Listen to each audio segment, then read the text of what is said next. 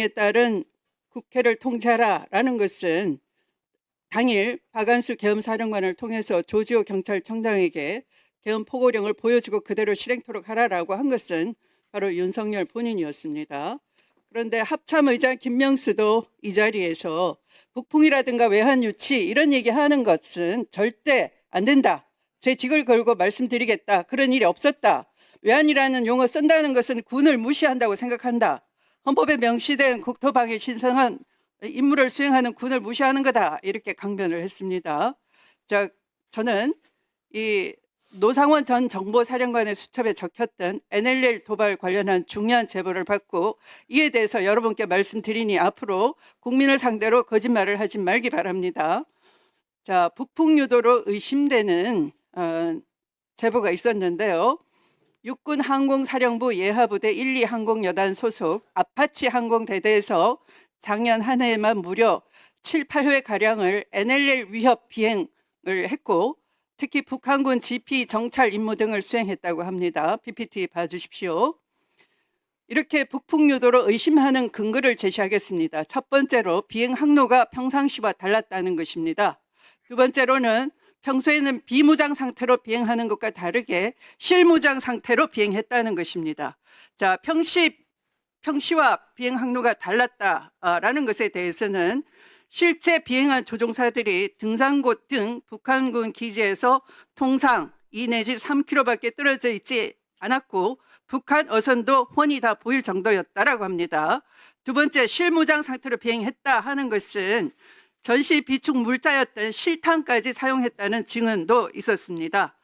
투입된 헬기들 NLL 따라서 연평도를 거쳐서 백령도를 찍고 돌아갔고 백령도에서 북한을 향해서 20분 정도 비행하고 왔다고 합니다. PPT 두 번째 보시면 되겠습니다.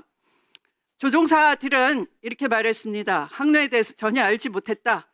지휘관 주관의 임무 회의에서 실제 항로를 처음 알았다라고 합니다. 주로 낮에 작전을 수행하다 보니 정찰이 목적이 아니라 북한이 우리를 목격하기를 바랐던 것 같다.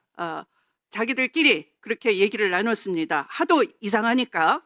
그리고 조종사들은 이게 지지율이 떨어지니 북풍몰이 하려는 것 아닌가 이런 의심하는 대화를 자주 나누면서 회의감에 젖었다고 합니다. 목숨 걸고 정상적이지 않은 비행을 하다가 피격되거나 추락하면 그걸 빌미로 해서 북풍 공작을 하려고 했던 것 아닌지 당시에 의심이 갔다라는 것입니다. 국토방위의 신성한 임무에 혼란을 가져온 것 누구겠습니까? 바로 내란 수계와 그 일당 아니겠습니까?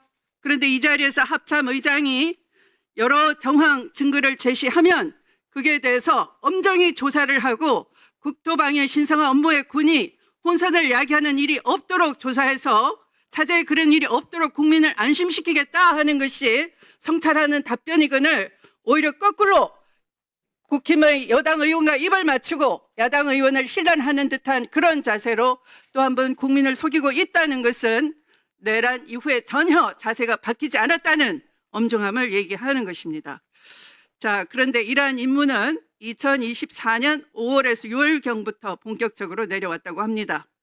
각별히 기밀 유지에 신경을 썼다고 하고 내부적으로는 텔레그램으로 정보를 상호 공유하고 작전 계획이나 항로 등에 대해서는 서면으로 상호 전파하고 즉시 파쇄를 강조했다고 하니 북풍 유도가 아니라면 그럴 수가 있겠습니까?